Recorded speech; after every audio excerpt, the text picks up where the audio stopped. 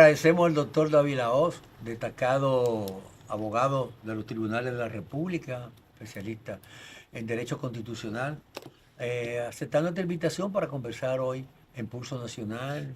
¿Cómo se siente, doctor? ¿Cómo están las actividades, señor No, Lahoz? me siento en mi casa aquí. Tú sabes que Cárdenas me ha Claro, dicho que claro. este programa es mío y yo me lo estoy creyendo. Así mismo Así es. es, Vea, así hay un es. tema sumamente importante que me gustaría que comenzara nuestra conversación. Es el asunto de la reforma constitucional. El presidente Luis Abinader se ha propuesto emprender una serie de reformas y ha adelantado que su primer proyecto de transformación de la sociedad es una reforma constitucional. Hay algunos sectores políticos que dicen que la constitución no se debe de tocar y consideran la Constitución como si fuera un libro sagrado teológico que es intocable, la Biblia o otro libro sagrado. Y la Constitución como todo el mundo sabe, en sentido general, la ley fundamental de un Estado que identifica la característica de un país, establece la idiosincrasia y toda la forma. Y es una ley que debe de adaptarse a circunstancias determinadas, evoluciona como evolucionan todos. Sin embargo, el presidente ha dicho muy puntualmente que esa reforma constitucional debe estar orientada a dos cosas. Primero, a crear un ministerio público independiente y quizás arrastrando también un ministerio De de justicia. justicia. Y por último, cerrada definitivamente la posibilidad de que un presidente pueda modificar la constitución para seguir religiéndose, y también que iba a poner un transitorio en que él como presidente, y de seguro que va a arrastrar a los expresidentes, no podrían aspirar nuevamente a la presidencia de la República. Hay varias teorías y usted como experto en asuntos constitucionales sabe muy bien sobre la Constitución de la República. ¿Qué sería el guardián de la Constitución? Hay la teoría que siguen a Hans Kelsen, quien plantea que la minoría forma una parte importante que debe tomarse en cuenta en un proceso democrático. Y la teoría de Carl Smith que establece que no, que la voluntad expresada por el pueblo en la urna, en los votos, es la que debe de imponerse por encima de la mayoría. Entonces, un equilibrio entre ambas posiciones. ¿Cuál es su planteamiento con relación a una reforma constitucional? Mire, la realidad es que al presidente como que lo han asesorado mal en ese tema, porque yo siempre digo que para entender lo que es una constitución, basta con leerse La República de Platón o Diálogo Socrático, porque se dice que él Platón lo que hace es eh, exponer las conversaciones que tenía con su maestro, que fue Sócrates. Entonces, cuando usted lee ese libro y usted ve cómo comienza la vida en sociedad, cómo se estructura, usted se da cuenta de que la constitución es un contrato social porque norma las relaciones entre los gobernados y los gobernantes. Entonces, eso implica que todo cambio a la constitución implica una revisión del contrato y toda revisión contractual tiene que provenir de las partes que lo conforman. Entonces, la mejor tradición del contrato social lo que plantea es que su reforma tiene que partir de los gobernados. Es decir, son demandas, son pedimentos que hacen los gobernados al gobernante. Desde 1215 se estableció que los gobernantes tienen límite en su poder, porque en Inglaterra había un rey que desde entonces le llamaron Juan sin tierra, que él pensaba que podía disponer de la vida y de las propiedades de sus súbditos. Entonces hubo una revolución que le dijo que no podía, que para él hacer cualquier cambio tenía que consultar al pueblo inglés y que era el pueblo inglés quien tenía que sugerirle a él eh, lo que podía hacer. Entonces desde esa época tan temprana de la modernidad se estableció el principio de que los gobernantes tienen un poder limitado, es decir, se limitan a aplicar la ley y que todo pedimento de cambio tiene que provenir de la población misma. En el caso de Luis, no hay ningún pedimento que le haya hecho sector alguno de la sociedad pidiéndole una modificación del contrato social. Todo lo contrario, lo que hay en carpeta es alrededor de 100 leyes que son requeridas para potenciar, para concretar los objetivos de la Constitución actual. Y se trata de leyes puntuales, por ejemplo, la creación de los tribunales administrativos de primera instancia, que es una ley procesal para normar las relaciones entre los funcionarios públicos y los ciudadanos, no se ha hecho, a pesar de que el artículo 164 y 165 de la Constitución puntualmente dice que esos tribunales deben de operar, tribunales de primera instancia.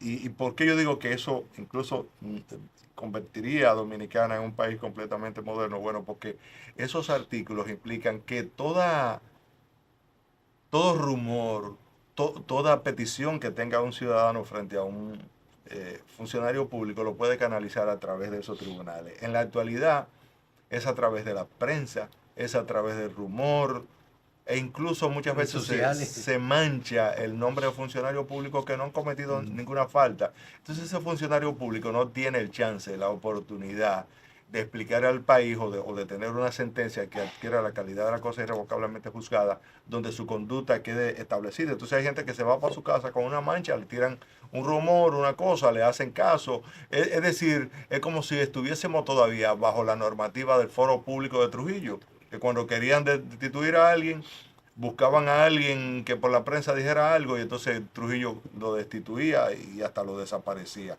Entonces, subliminalmente seguimos bajo esa tradición. Esos tribunales podrían ponerle fin a eso. Claro. Y poniéndole fin a eso se le pondría término también al tema de la corrupción. Yo creo que ese sería el mayor aporte que Luis Abinader podría hacerle al país, la creación de esos tribunales, porque hay un montón de... Por ejemplo, la sobrecarga que tiene doña Milagros Ortiz Poch en su oficina disminuirían en más de un 80%. Las inquietudes que tiene Carlos en contrataciones públicas se aminoría la presión que tiene de estar revisando contratos, porque una gran parte de ellos irían a esos tribunales y se acabó. Entonces, el tema es qué hacer con la Constitución. ¿Y para qué sirve? Entonces es un contrato donde el gobernante tiene que potenciar la forma de fortalecer la Constitución. ¿Qué es lo que pasa con la reforma constitucional en Dominicana? Que Luis prometió cambio a este país. Y resulta que todo el que llega al gobierno, desde Pedro Santana, se pone a manosear la Constitución. Entonces, los ciudadanos todos esperamos que Luis fuese diferente y que no cayera en el error. Y yo creo que él puede rectificar todavía, porque eso no está claro. Ojalá que él diga, miren, yo voy a retirar esto, yo no voy a hablar más de este tema y me voy a poner a potenciar las leyes que faltan para potenciar la Constitución, porque es que es un tema muy llevado y traído. Entonces él lo que querría sería quitar candados, porque los candados están. Y sobre todo, porque usted mencionaba a Smith y a Kelsen. Aquí la Constitución es kelseniana. No sigue a Carl Smith.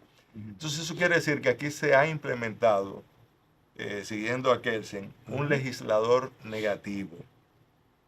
El legislador negativo ha sido puesto para que sea innecesario realizar la reforma constitucional. ¿Por qué? Bueno, porque ese legislador negativo es el Tribunal Constitucional. Usted le lleva un tema al Tribunal Constitucional y le va a decir si eso es constitucional o es inconstitucional.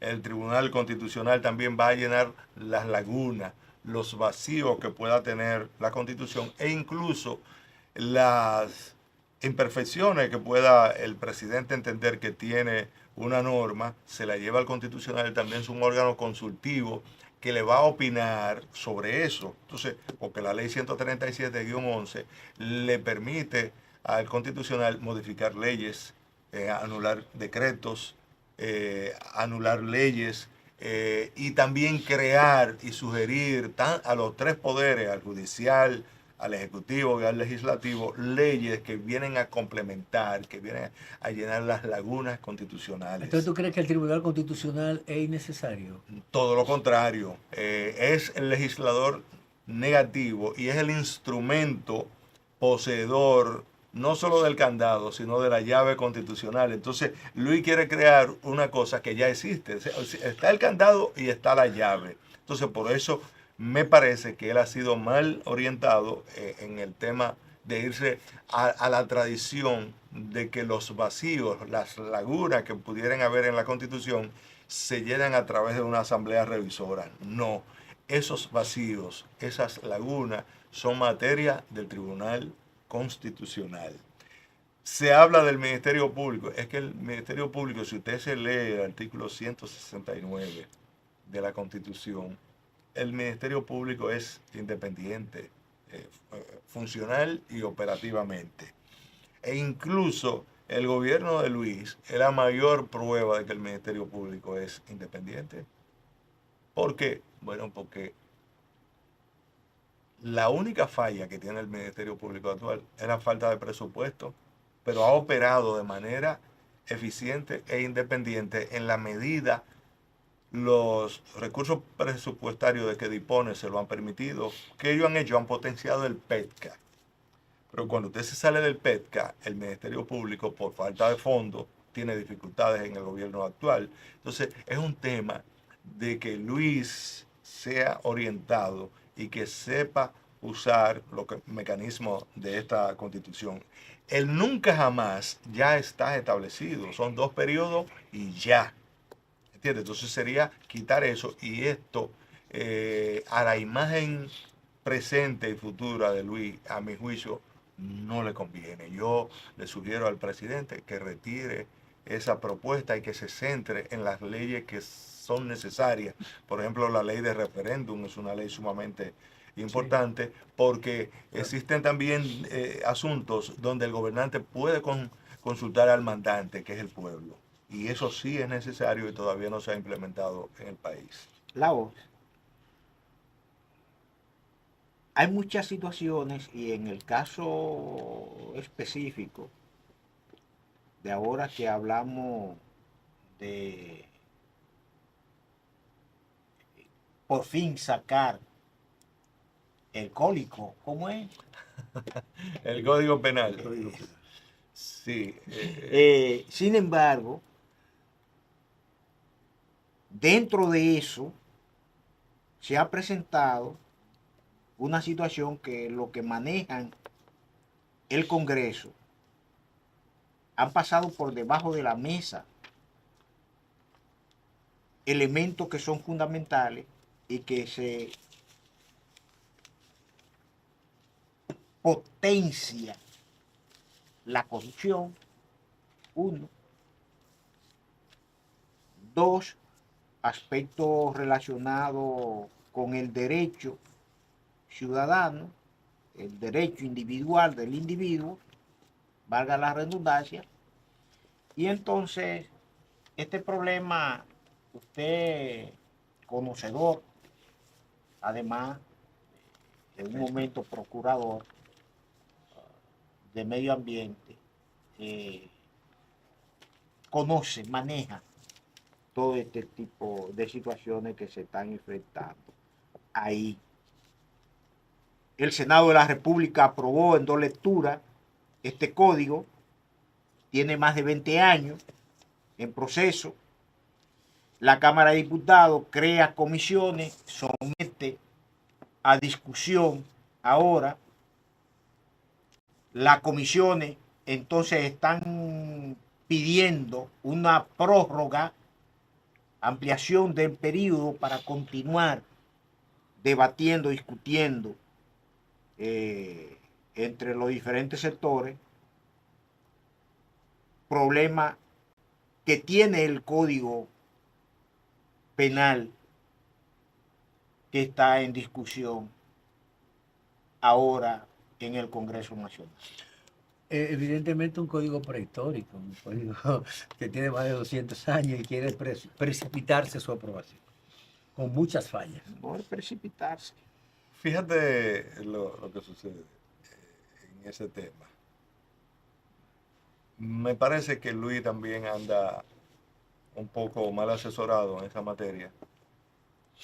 Primero, porque yo creo que a ese código habría que ponerle el código Faride, porque Código infame. le creó dificultades. Algunos dicen que las dificultades de París vinieron por ese código y por la posición que ella tenía sobre los préstamos internacionales, esos dos elementos. Pero, ¿qué es lo que ocurre? Aquí tenemos la tradición francesa en el derecho. De acuerdo con la tradición francesa, el derecho se aprueba por grados. ¿Qué significa por grado? Que usted no puede coger un código completo, desbaratarlo y hacer uno nuevo. ¿Por qué? Porque ahí es donde está la política criminal del Estado. Y la política criminal, para que sea tal, debe de ser conocida por la población. Entonces, los franceses que siguen la tradición romana y la tradición medieval y han sido exitosos en eso, lo que van es por etapas. Es decir, cuando se consolida un área, entonces se va a otra. ¿Qué quiere decir esto?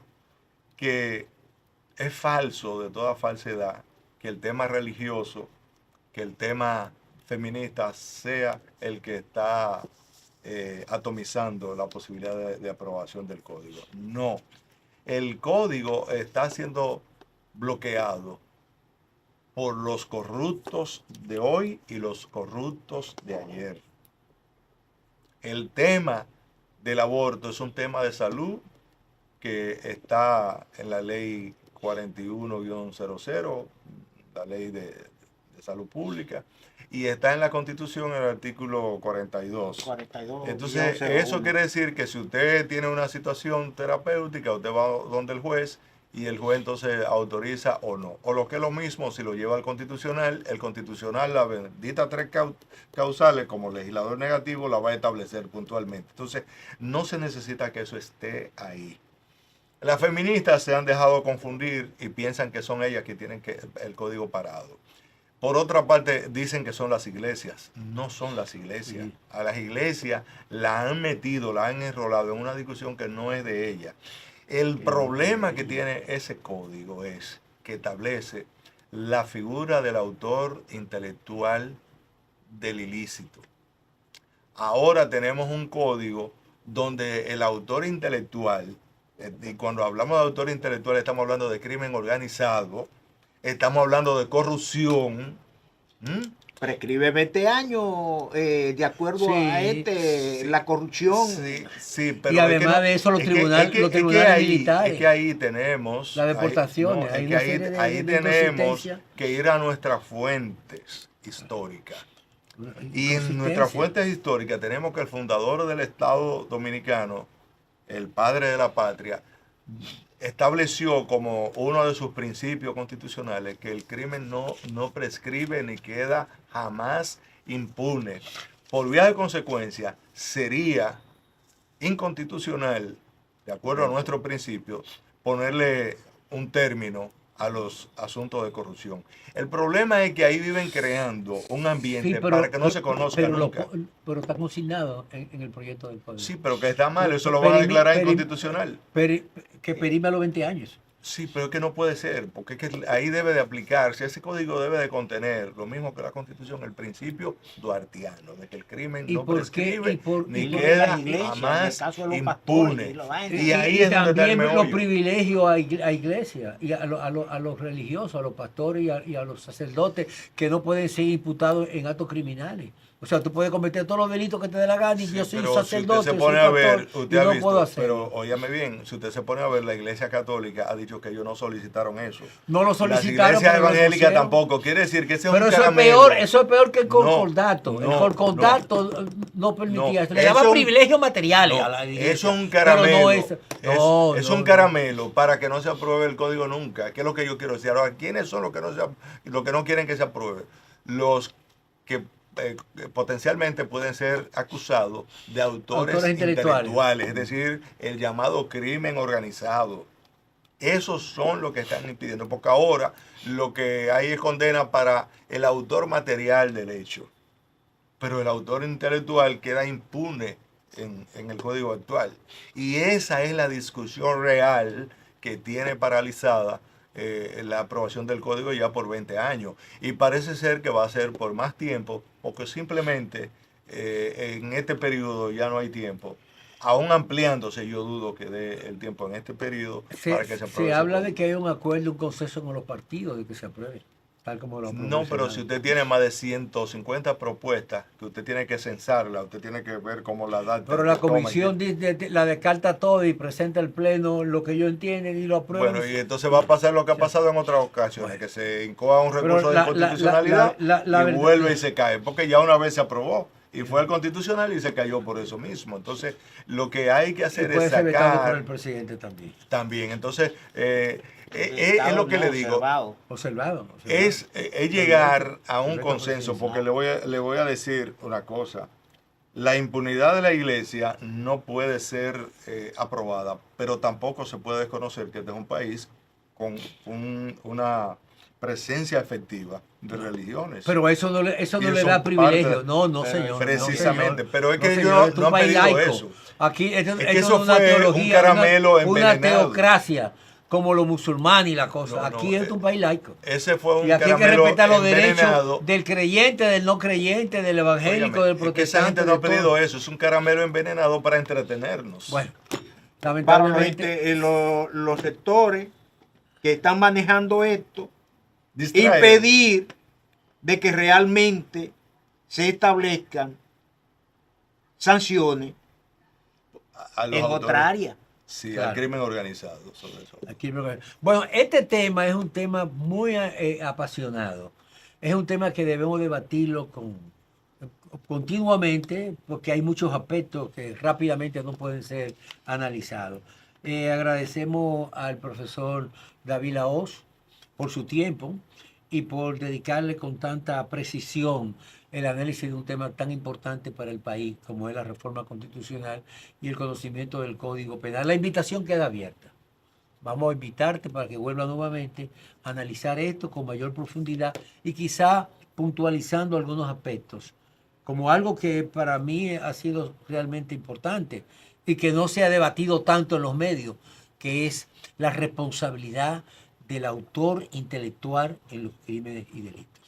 Vamos a una pausa porque hay mucho más en Pulso Nacional. Eso debe ser.